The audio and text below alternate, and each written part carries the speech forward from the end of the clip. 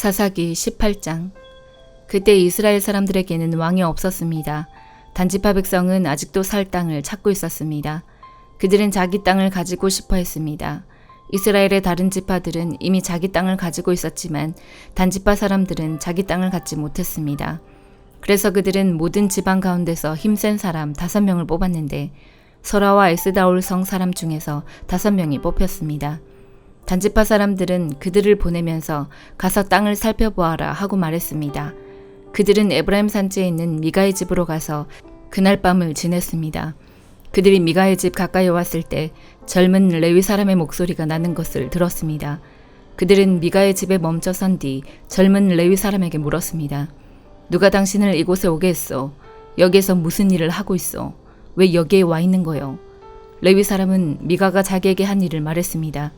미가가 나를 데려다 썼습니다. 나는 그의 제사장입니다. 그들이 레위 사람에게 말했습니다. 하나님께 우리의 일을 물어봐 주시오. 우리는 지금 우리가 살 땅을 찾고 있는데 그 일이 잘 되겠소? 그 제사장이 그들에게 말했습니다. 평안히 가십시오. 여호와께서 여러분이 가는 길을 지켜주실 것입니다.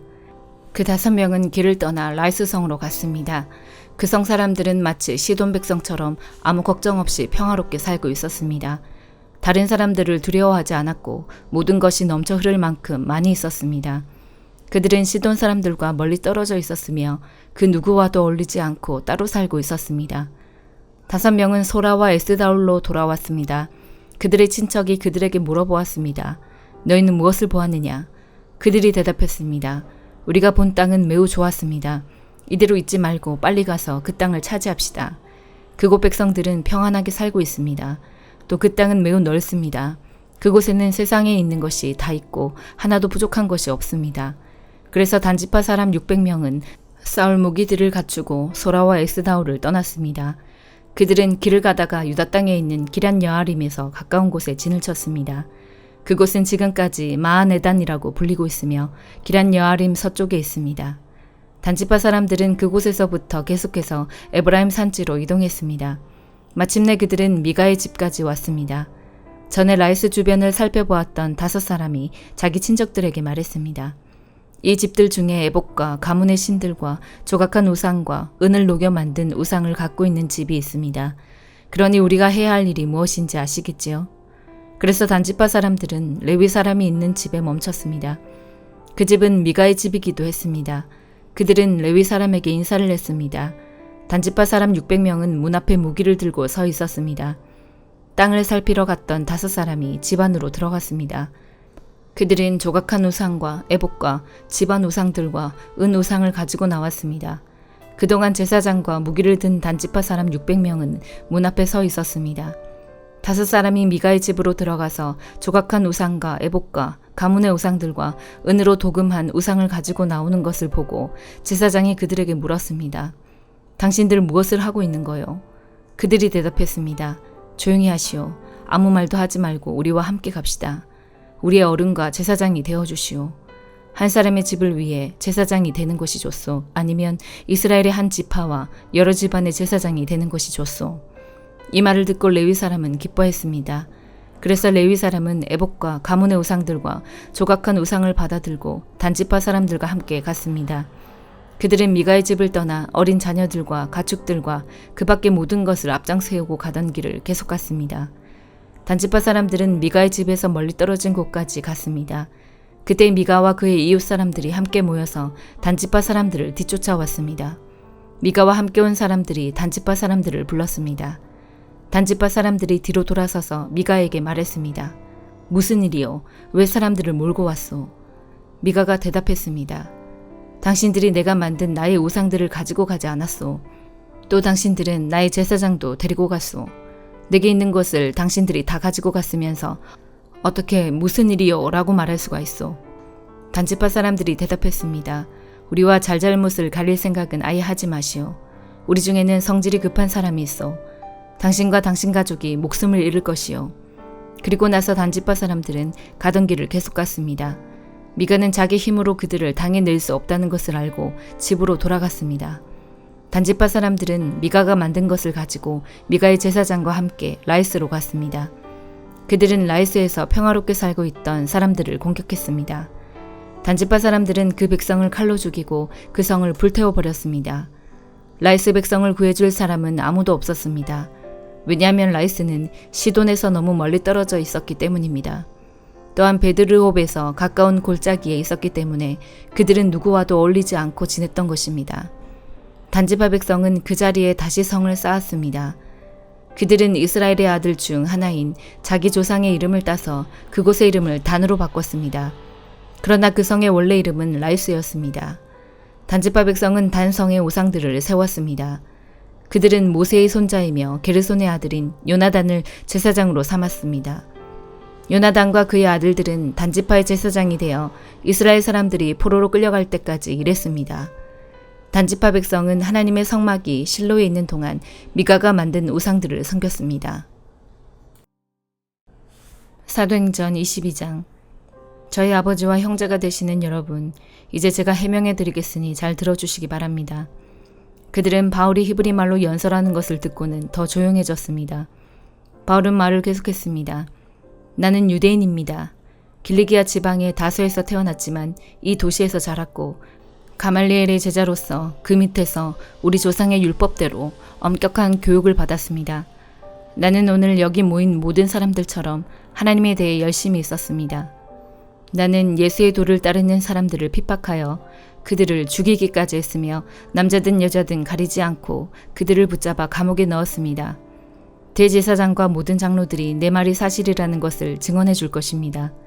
나는 그들에게서 다마스커스에 있는 형제들에게 보내는 공문서를 받았습니다.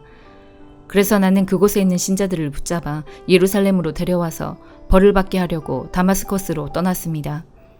정오쯤 되어 내가 다마스커스에 가까이 이르렀을 때에 갑자기 하늘로부터 밝은 빛이 나를 둘러비쳤습니다.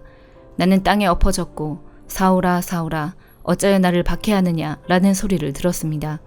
내가 주님 당신은 누구십니까? 라고 물었더니 그분이 내게 나는 네가 박해하는 나사렛 예수다 라고 대답하셨습니다. 나와 함께 있던 사람들은 그 빛은 보았으나 나에게 말씀하시는 분의 음성은 듣지 못했습니다. 나는 주님 제가 어떻게 하면 되겠습니까? 라고 물었습니다.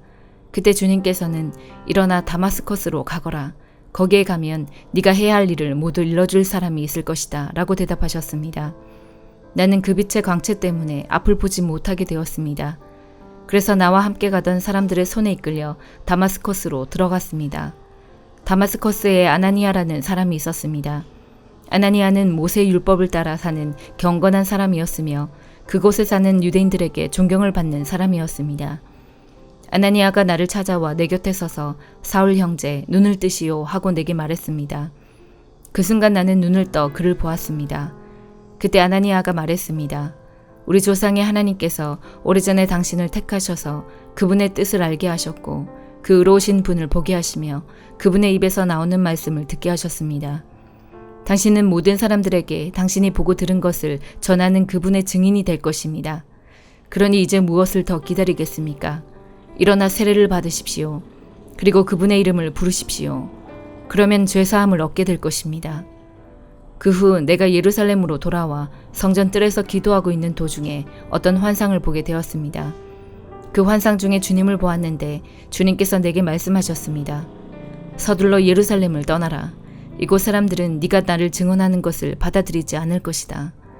그래서 나는 대답했습니다.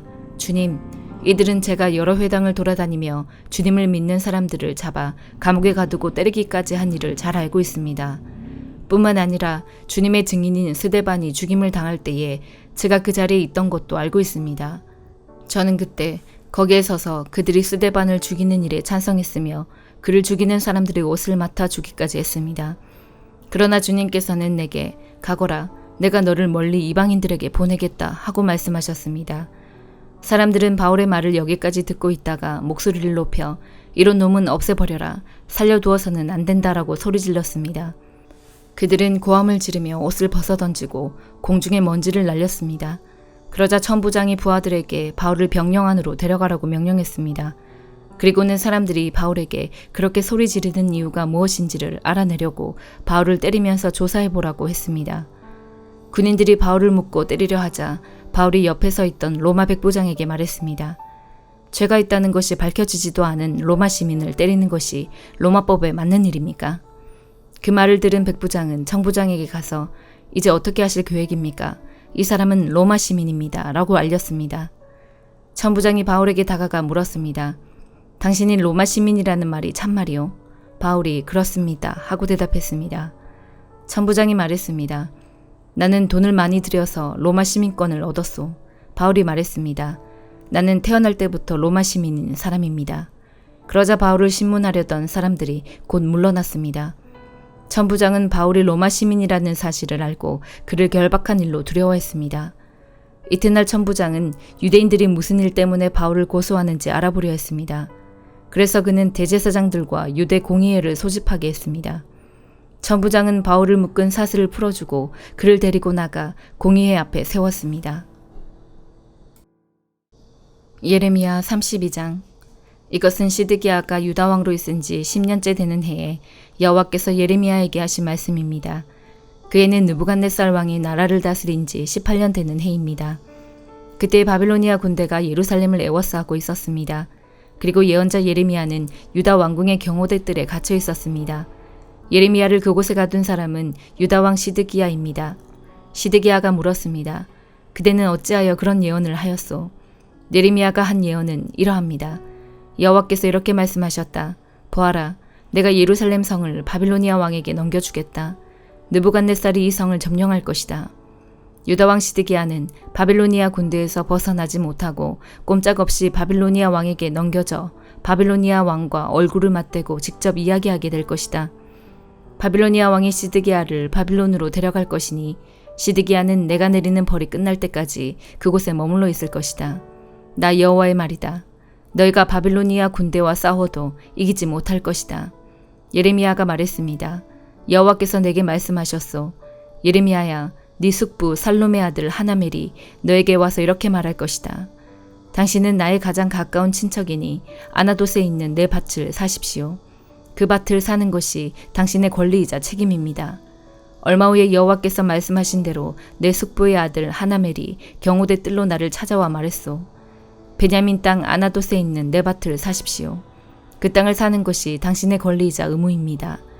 그 땅을 사서 당신의 것으로 삼으십시오. 그래서 나는 이것이 여호와의 말씀임을 깨달았소.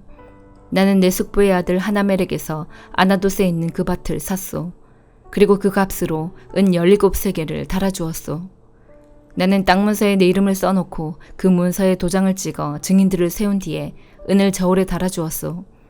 나는 법률과 관습에 따라 도장 찍는 거래 문서와 도장 찍지 않은 거래 문서를 모두 받아두었소.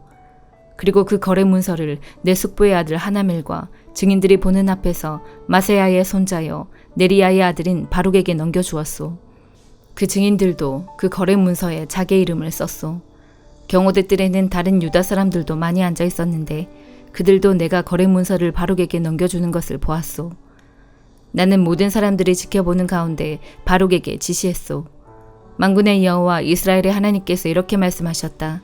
이 문서들 곧 도장을 찍은 거래 문서와 도장을 찍지 않은 거래 문서를 가져다가 항아리에 넣어두고 오랫동안 보관하여라. 만군의 여호와 이스라엘의 하나님인 내가 이렇게 말한다. 사람들이 이 땅에서 다시 집과 밭과 포도밭을 살 것이다. 나는 거래 문서를 네리야의 아들 바룩에게 넘겨주고 여호와께 이렇게 기도했소. 아, 주 여호와여, 보십시오. 주께서 주님의 크신 능력과 펴신팔로 하늘과 땅을 만드셨으니 주께서는 무엇이든지 못하시는 일이 없습니다.